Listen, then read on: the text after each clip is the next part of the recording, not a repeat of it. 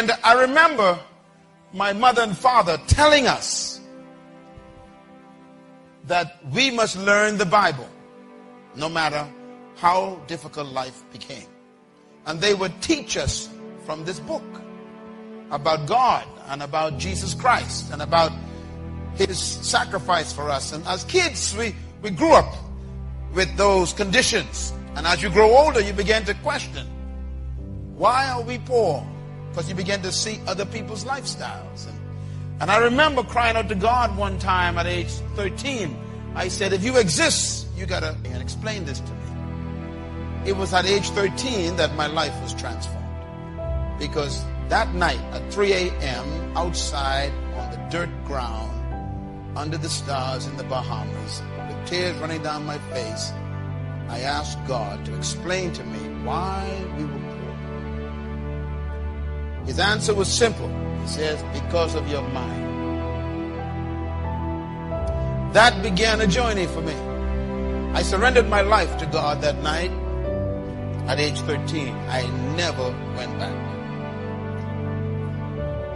At age 14, I wrote on paper everything I wanted to be and to do. Today, I am doing those things. And something happened between sleeping on the floor and flying my own jet today. Now, what happened is I had a mental transformation. Nothing changes until your mind changes. You can change your clothes, still have the whole mind. You can change your location, still have the old mind. You can change your house, still have the old mind. Nothing changes until your mind changes. And during that journey as a young man, I began to read the Bible at age 14. Ladies and gentlemen, I'm serious about this. I read this book at age 14. I read through the entire book, and I didn't understand nothing.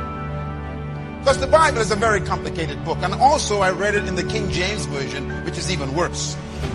But I read it because I wanted to know what God said to man. When I was 15 years old, I read the Bible again, completely through. And I began to understand it. By age 16, I began to memorize big chunks of this book.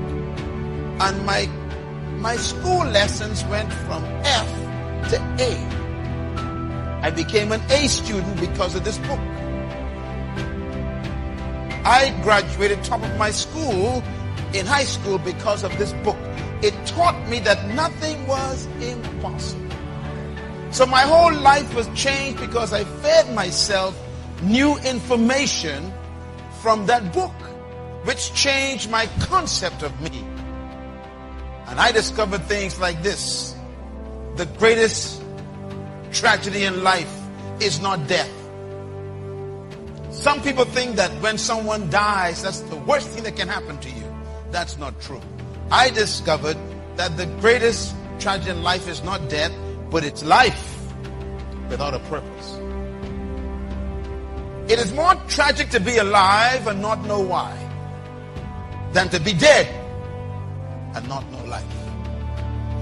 Because when you are alive, you got to explain what you're doing with your hours, with your minutes, with your energy, with your talents, with your time. You got to explain, why am I here and what did I do last week with my life? Most people are living as an experiment. Is your life as short as the next bill you pay? Is there a sense of destiny in your life? God sent me here to talk to you, to let you know that you are not just here as a passing fantasy. You came to this planet because something that you need to do is still undone. You were created to live life with meaning and purpose. You are not a mistake. As a matter of fact, until you discover your personal reason for living, you will never be fulfilled. You were born, sir, to do something important in this world. That's why I am convinced that all of us were created for a purpose, equipped with potential, and designed for a destiny. I am convinced that you are loaded with stuff that we haven't seen yet, and is trapped under your fear of people. As a matter of fact, some of your greatest graveyards are your jobs. Nothing can bury you faster than a career that you're trapped in. You were born to do something that the world needs. And that's why until you discover your purpose, you can never maximize your potential. Your purpose, madam, is the most important thing for you to discover. Because when you find your purpose, you automatically find your potential. And when you find your purpose and potential, you become unstoppable. No human opinion can touch you when you discover your purpose in life. As we drove here from the airport to the town this afternoon, I saw something that always stirs me. And it makes me ask a question I asked when I was 17 years old.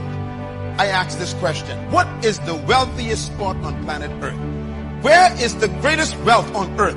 And someone says, well, maybe it is the gold mines of South America, or it's the diamond mines of South Africa, or the oil fields of Iran, Iraq, and Kuwait, or maybe it is the silver mines of Peru, or maybe it's the oceans of the Caribbean with all that seafood. What is the wealthiest spot on earth? I found it. The wealthiest spot on earth is right here in Marion. I saw it today. The wealthiest spot on earth looks just like this.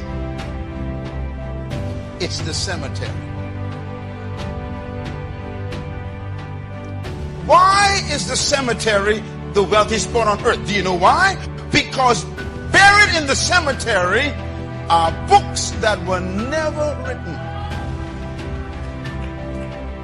In the graveyard, we've got paintings that were never painted. Buried in the cemetery right here in Marion is music that no one has ever heard. Because people died with music in their minds. What a tragedy. The graveyard is filled with businesses that never open. Some of you had a business idea for the last 20 years and you are still employed. Because you wouldn't step out and believe God with that idea. And the cemetery is going to take that business from us. The graveyard is filled with ideas that never became reality. The graveyard is filled with visions that died as nightmares and dreams. We got plans that were never executed. The graveyard is filled with awesome, powerful treasure no one has ever used. As a matter of fact, that is why I came here. Because I had to come. I came here because of the cemetery. I came here because I knew sitting in your chair right now tonight would be a person who is the candidate to add to the wealth of the cemetery.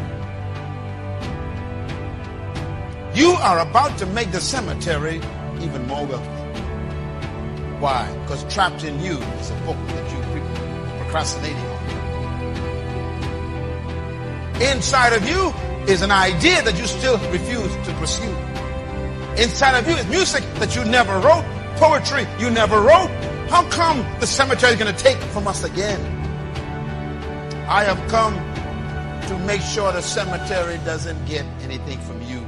I really came here to Marion, South Carolina to make sure that you die empty.